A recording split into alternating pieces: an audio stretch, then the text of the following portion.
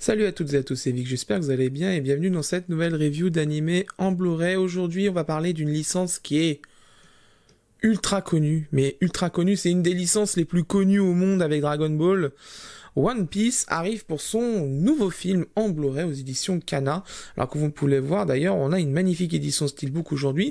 Donc on va résumer un petit peu. One Piece Stampede, donc Stampedo en japonais, et je crois normalement le 14e film fondé sur la licence One Piece. Il avait été annoncé, je crois, de mémoire. Alors c'est de tête, hein, parce que voilà, je suis pas non plus un ultra fan de One Piece, mais je connais quand même ce qui se passe. Je crois qu'il avait été annoncé le fin août normalement après la fin de diffusion d'un arc de One Piece. Il avait été annoncé pendant cette période et il est sorti au Japon le 9 août 2019 au Japon, et il a rencontré un très gros succès et il a eu une projection en France avec une avant-première de mémoire faite par Kana et son partenaire, je crois, normalement pour la diffusion cinéma. Donc c'est une très bonne chose parce que du coup on aura eu les deux gros blockbusters au niveau shonen de Toei. On a eu Dragon Ball Super Broly, même si je l'ai partiellement aimé, il y a quand même beaucoup de points qui m'ont déçu dans ce film, et on a eu One Piece Stampede. Donc c'est quand même vachement cool quand même, mine de rien, que aujourd'hui on arrive à avoir des projections avant-première de films qu'à l'époque, il y a 10 ans, je sais très bien, je sais que vous allez vous reconnaître, les fans de One Piece de la première heure, mais ce genre de film à l'époque, c'était impensable de les voir au cinéma français. C'était impensable. Il y a 10 ans, voir des films One Piece au cinéma, c'était une utopie. Personne n'aurait misé un copec dessus, et ça s'était jamais produit de toute façon. Et d'ailleurs, même le simulcast à l'époque de One Piece n'existait pas. La seule façon d'avoir One Piece de manière légale, je parle bien, c'était les diffusions des épisodes sur MCM et compagnie. C'est pour vous dire, c'est que tellement l'offre légale était mince, que voilà, c'était impossible. Mais maintenant, aujourd'hui, One Piece est en simulcast, tous les épisodes sont sur ADN et Crunchyroll. Franchement, maintenant, One Piece a enfin la projection qu'il devait avoir, et le côté illégal devrait laisser sa place. Je le dis d'ailleurs à tous ceux qui m'écoutent, mais je pense que les personnes qui font des releases pirates de One Piece devraient arrêter, parce que justement, ce serait peut-être rendre hommage au travail qui a été fait sur One Piece, parce que tout simplement, bon bah, c'est pas non plus un animé que je porte dans mon cœur, même si le travail d'Eiichiro Oda, l'univers qu'il a créé quand même, voilà, il est quand même assez quand même marrant, il y a quand même pas mal d'intrigues et tout, c'est quand même bien, c'est pas non plus ce que je préfère, mais je respecte ceux qui aiment le One Piece, il y a pas de souci là-dessus, mais voilà, mais les gens qui piratent One Piece devraient peut-être réfléchir à deux fois quand même, parce que il y a quand même des gens qui travaillent derrière, et quand même, ce serait bien de respecter un petit peu le travail qui est fait. Surtout qu'en plus, aujourd'hui, par exemple, et on va en discuter, on a une belle édition déjà en steelbook, en metal case de One Piece, Stampede. Donc du coup, on va pouvoir regarder ça tous ensemble. Mais avant toute chose et avant de débuter l'unboxing, je vous invite à vous abonner à la chaîne, de liker cette vidéo, et bien sûr de me suivre sur YouTube si vous souhaitez me soutenir, et de partager dans les commentaires votre ressenti par rapport à cette édition Metal Case. Alors, cette édition Metal Case est sortie très récemment, je l'ai reçue de Kana directement, qui est sorti du coup mi-juin, fin juin, mi-juin à peu près. Il a été un peu retardé à cause du Covid, on va pas se cacher hein, là-dessus de toute façon, le Covid est passé par là, il a foutu tout en l'air au niveau planning, c'est pour ça qu'il arrive qu'en juin, normalement il devait arriver en mars ou avril normalement, donc du coup bon bah voilà, c'est comme ça, les pandémies on peut pas les gérer, donc c'est pas de la faute de Kana, c'est là-dessus, ils peuvent pas sortir les disques, parce que toutes les usines étaient fermées de toute façon. Donc on a une magnifique édition Metal Case. Alors si vous connaissez les cartes Pokémon, ou même les cartes Dragon Ball maintenant qui sortent dans le commerce très récentes, l'effet que vous avez sur la boîte en fait est identique, hein, c'est vraiment réfléchissant à donf, c'est un très joli Metal Case, hein, franchement là-dessus, il brille bien, la tranche mention DVD Blu-ray plus le logo One Piece Stampede, plus le logo Kana Home Video, et derrière, pareil, une autre illustration très très jolie. Et en parlant d'illustration, derrière, il n'y avait pas que ça, il y avait aussi ce flyers, alors voilà, bien sûr le texte pour résumer un peu le délire, le logo One Piece Stampede, voilà, encore un résumé, inclus dans cette édition une interview des comédiens, je crois que c'est les comédiens français, le reportage de l'avant-première parisienne le 12 septembre 2019, donc il a vraiment été projeté en avant-première chez nous, c'est quand même cool. Et du coup au niveau des spécifications techniques, c'est un Blu-ray double couche, master haute définition à format 1.77 en 1901 par 1080, 16 neuvième, compatible 4 tiers, je pense qu'on va pas se... Hein, voilà. Il fait 1h46, plus des bonus, il a l'audio en DTS HDMA français et japonais et des sous-titres français, voilà. Donc c'est quand même vachement cool, et bien sûr il est interdit aux moins de 12 ans, mais bon, les gosses ils regardent tous One Piece. Allez interdire à un gosse de 12 ans de pas regarder One Piece. Alors malheureusement, la Poste s'est amusée à taper dans les colis, j'ai une patte de fixation qui était ici, qui a malheureusement cassé, donc c'est un peu la déception quand je l'ai ouvert. Mais bon, ça c'est pas de la faute de Kana, c'est la faute de la Poste, j'ai quelques soucis en ce moment.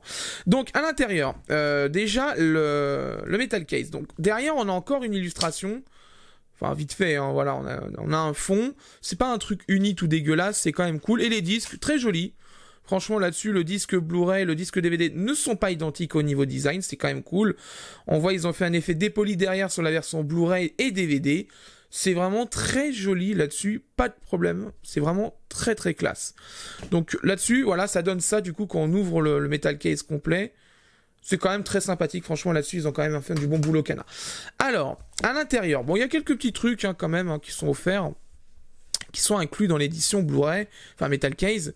Donc déjà on a une petite pub pour le film, c'est pas un film, c'est le jeu One Piece Pirate Warriors qui est disponible sur Xbox, PS4 et Nintendo Switch. Je crois qu'il avait pas fait non plus un gros carton quand même ce jeu, je sais plus, vous me direz. On a l'invitation au Pirate Fest, voilà. Donc vous l'avez en format papier, hein, vous pouvez y aller. Voilà, vous avez le logo One Piece Stampede, hop. Et vous avez le petit seau que normalement on met avec de la scie rouge exprès et qu'on écrase pendant quand chaude avec le seau de la personne qui vous envoie l'invitation. Donc vous avez toute l'invitation ici, voilà. Donc vous voyez, il y a la date en bas, 12/9/2019, Pirate Fest, c'est l'invitation. Le One Piece Stampede, voilà. Donc c'est quand même sympa, c'est un petit goodies marrant quand même, c'est marrant. Donc c'est quand même toujours bon à prendre. Ça, ils auraient pu le faire, ne pas le faire. Donc voilà. Donc on a une introduction ici sur la partie de gauche, quelques captures d'écran du film, les différents personnages. Donc c'est les personnages donc actualisés, c'est pas par exemple les listes de personnages qu'il y a dans les éditions DVD. Donc voilà. Donc là on a les différents personnages de la série avec leur nouveau design du coup au fur et à mesure de l'évolution. Parce que c'est One Piece, c'est un des animés d'ailleurs qui a énormément évolue au niveau du design de ces personnages. Encore heureux, parce qu'il manquerait plus qu'ils n'évoluent pas comme Sacha du Bourg-Palette. Hein. Pendant des années, c'est resté le même depuis le 1. Donc voilà, on a les différents personnages du film. Quelques illustrations, bon c'est un peu petit, c'est peut-être un petit peu dommage, c'est peut-être là que ça aurait nécessité une édition A4, c'était pour avoir justement ce genre d'illustration en grand. Mais bon après ça on peut pas tout faire, donc on a quelques illustrations des différents personnages du film, c'est plutôt cool, les différents bateaux etc, donc c'est quand même vachement bien pour les fans de One Piece, les différents équipages, donc c'est quand même cool, là-dessus il y a quand même une vraie encyclopédie, voilà, c'est quand même sympa. On a les teasers, enfin les affiches de films qui ont été présentées au Japon pour le film. Ça, c'est l'avant-première. Alors, moi, j'ai pas pu y aller, donc comme ça, c'est fait. Ça, c'est l'avant-première du 12 septembre 2019 qui a été diffusée au Grand Rex. Je pense que si vous regardez ces vidéos, vous avez dû y aller. On m'avait dit que c'était une super soirée quand même, que les gens étaient vraiment en feu quand même là-dessus. Il y a une interview, ça c'est cool. Il y a une interview de Takuma Naito, je crois. Ouais, Takuma Naito, parce que j'ai du mal à voir à travers la caméra. Donc on a une interview qui est déjà sur 2 pages ici, 2 pages là, 2 pages ici, et hop, on arrive sur les crédits. Donc c'est plutôt cool quand même là-dessus. Franchement, c'est bien, parce que pour un film, déjà avoir une interview, c'est quand même cool, parce que je rappelle quand même que sur No Game No Life 0, il n'y avait pas eu d'interview, ce qui était un petit peu dommage, parce que je pense qu'il y avait des choses à dire dessus. Mais voilà, donc pour les fans de One Piece, il y a eu des efforts de fait, vous pouvez être rassurés là-dessus. Ça m'emmerde un petit peu pour ma fixation qui est cassée, mais bon, ça c'est la poste, hein. Comme d'habitude, c'est des... Voilà. Quand on demande des colis en bon état, la poste, c'est compliqué. Je peux vous le dire, et je pense que dans les commentaires, vous allez me dire la même chose. Donc voilà, donc ça, c'était le Metacase de One Piece. Donc maintenant, on va aller regarder le film, analyser sa qualité vidéo, audio, traduction. Je sais que la traduction, souvent, chez Kana, les gens se plaignent, alors que concrètement, justement, les traductions de One Piece de Kana sont plutôt bonnes. De par les professionnels qui regardent les traductions, ils disent en général elle est plutôt bonne quand même. ça se voit que ça se tire la tête, ça se tire les cheveux des fois pour retrouver des répliques qui sont quand même vachement cool. Et bien sûr, on analysera aussi la VF qui divise toujours autant les gens. Il y a ceux qui ont connu One Piece en VF à l'époque de MCM, etc. Et il y a ceux qui ont connu la VO de One Piece via les offres pirates. Hein. Bien sûr, à l'époque, les tout premiers épisodes n'étaient pas diffusés encore en France, bien sûr. Hein. Les gens se tournaient vers le piratage pour découvrir les tout premiers épisodes de One Piece. Donc ça a toujours divisé. Je sais que quand la VF est arrivée, il y a eu vraiment une fracture entre les deux, entre ceux qui aiment et ceux qui aiment pas. Ça a été pareil pour Death Note, ça a été pareil pour Fullmetal Alchemist, ça a été même 2 fois pour Fullmetal Alchemist, parce qu'il y avait eu ceux qui avaient kiffé la VF, la première VF de Canal, et il y a eu la seconde VF qui a été faite dans les DVD d'Ibex, qui était pas pareil, qui était plus bien pensé, enfin plus raisonnable au niveau terme, enfin je sais pas, vulgarité, ils avaient quand même pas mal adouci les personnages, donc voilà, il y avait déjà eu 2 fractures là-dessus, mais voilà, donc One Piece au moins il y a quand même une VF, c'est quand même cool, mais on va aller regarder ça tout de suite pour la partie review. Pour moi ça sera dans quelques jours, pour vous ça sera tout de suite, à tout de suite. Bien, après avoir vu le Blu-ray, je peux vous donner mon avis. En ce qui concerne la définition, sur une définition de 1901 par 1080, FPS de 23,976, c'est bien, le FPS est identique à la version cinéma, donc du coup, pas de souci là-dessus. Une compression en H264 et un débit qui avoisine les 35 mégabits par seconde. One Piece vient tout droit de Toei Animation, et qui dit Toei, dit comme pour Kyo Animation, master souvent mal foutu. Il semblerait qu'aujourd'hui ce soit le cas. Notre édition française, comme pour l'édition taïwanaise, malheureusement, a du color banding sur les scènes sombres. La faute, sûrement un souci de gamma pendant l'export du fichier vidéo côté japonais, car comme je vous l'ai dit, l'édition taïwanaise est touchée de la même manière sur leur Blu-ray, ce qui est bien dommage quand même, parce que pour un film comme One Piece, ça méritait quand même une qualité vidéo côté japonais pour les autres éditions dans le monde. Au top, c'est quand même une très grosse licence qui est très importante au niveau de la pop culture quand même, et sortir un export vidéo pour les exploitants aussi mauvais, c'est quand même pas terrible. Hein. Au niveau du son, la VO et la VF est en DTS HDMI 5.24 bits 48 kHz, alors on va être cash, le son rattrape le Blu-ray bien évidemment sur ce point. Hein. Il est vraiment très bon le son là-dessus, très bon mixage aussi bien en VO que pour la VF sur une bonne installation 5.1, ça fait vraiment plaisir pour les oreilles, mais c'est surtout aussi avec un bon casque, l'expérience est vraiment très bonne, le mixage est vraiment très bon, c'est vraiment très agréable. Une grosse partie pour la VF, une grosse partie du casting des derniers épisodes de la série télé a été reconduit sur le film. C'est une bonne VF dans l'ensemble, ça va faire plaisir aux fans de la VF qui ces derniers temps achètent les coffrets ou les regardent à la télé, au moins elle est disponible pour les allergiques aux sous-titres, mais comme d'habitude voici un petit extrait pour vous faire un avis. On a encore plein de découvertes géniales à faire. Prendre un raccourci, ça, ce serait un gâchis.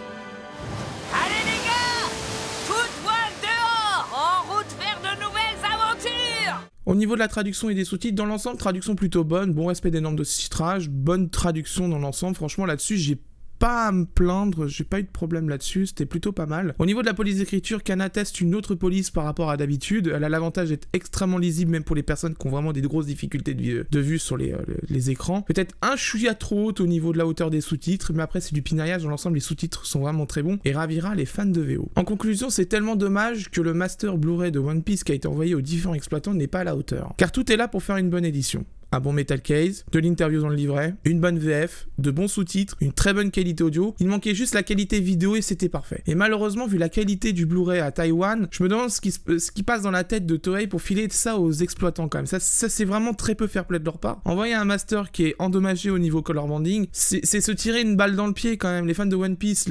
veulent vraiment le top du top en qualité et malheureusement Toei s'amuse à faire n'importe quoi sur les masters et ça c'est vraiment dommage. Et là vraiment très sincèrement, et ça aurait été la faute de Kana, j'aurais bien évidemment dit que c'était la faute de Kana, mais si le Blu-ray à Taïwan est dans le même état, les autres Blu-ray dans le monde vont être aussi dans le même état. Et le problème c'est ça, c'est que Toei est très regardant sur ce qui est fait sur leur master vidéo. S'ils donnent ça sera utilisé tel quel et on n'a pas le droit de le retoucher, ça c'est vraiment un très gros problème. C'est vraiment dommage car c'est un super film. Moi qui est pas non plus un fan hardcore de One Piece, j'ai passé un très bon moment devant le film, il était vraiment très cool. Il aurait mérité un peu plus d'attention au niveau de la qualité vidéo du côté japonais, c'est vraiment dommage. Pour le rapport qualité-prix, cette édition Metal Case est vendue 30 € en moyenne, 29,99 € en ce moment chez Amazon. Alors les stocks sont un peu variables comme on sort du confinement et que les revendeurs et les stocks se font au compte-gouttes, c'est encore un petit peu grippé. Donc il faut laisser un peu de temps, je vous ai mis des liens dans la description pour pouvoir l'acheter, notamment un lien Amazon si vous souhaitez l'acheter. Vous permettrez via le lien Amazon de me permettre de toucher une commission, ça ne change rien à votre prix d'achat final, mais moi par contre, j'enlève un petit peu de bénéfices à Amazon. Voilà, c'est la fin de cette review, j'espère qu'elle vous a plu. Prochaine review, on aura les films de Psycho-Pass SS, donc Signer of the System, qui vont arriver en review. Il y aura normalement Yu Yu Hakusho qui va arriver, il y aura Steins Gate 0, il y aura normalement d'autres trucs qui vont arriver, donc vous inquiétez pas, de toute façon, ça arrive incessamment sous peu. Les coffrets commencent un petit peu à sortir, on va avoir un peu de sortie justement incessamment sous peu. Il y a le coffret de FMA que j'avais fait en review, je vous remets le lien en haut à droite de la description, qui arrive le 31 juillet justement, définitivement, ça y est, enfin, Dybex est réveillé. Donc si jamais vous voulez l'acheter et qu'avant vous voulez voir s'il est bien le coffret, n'hésitez pas, le lien dans le lien en haut à droite et en bas dans la description vous permettra de regarder la review et de précommander cette édition collector de la première série d'FMA, celle de 2003, et de enfin revoir la série d'origine de FMA. N'hésitez pas, si jamais vous voulez soutenir la chaîne, de cliquer sur le lien Utip, vous pouvez soit regarder des pubs ou faire un don comme vous le souhaitez, mais ça permet de vraiment soutenir directement la chaîne parce que les pubs de YouTube tout simplement ne rapportent plus rien et malheureusement je pense que le système pub de YouTube est en train plutôt de s'effondrer qu'autre chose, donc c'est quand même un petit peu dommage là-dessus, les petits créateurs sont en train de souffrir bien comme il faut. Et n'hésitez pas, si vous souhaitez intervenir au sujet de cette review, l'espace commentaire est prévu à cet effet, vous pouvez faire un commentaire aussi bien pour me donner des précisions sur le film, ou si vous souhaitez par exemple faire un commentaire de référencement pour vraiment déglinguer l'algorithme de YouTube qui ne favorise en ce moment que les vidéos YouTube qui ont beaucoup de commentaires, ce qui est complètement con. Voilà, soyons honnêtes. Quant à moi, je vous laisse et d'ici là, portez-vous bien. Ciao.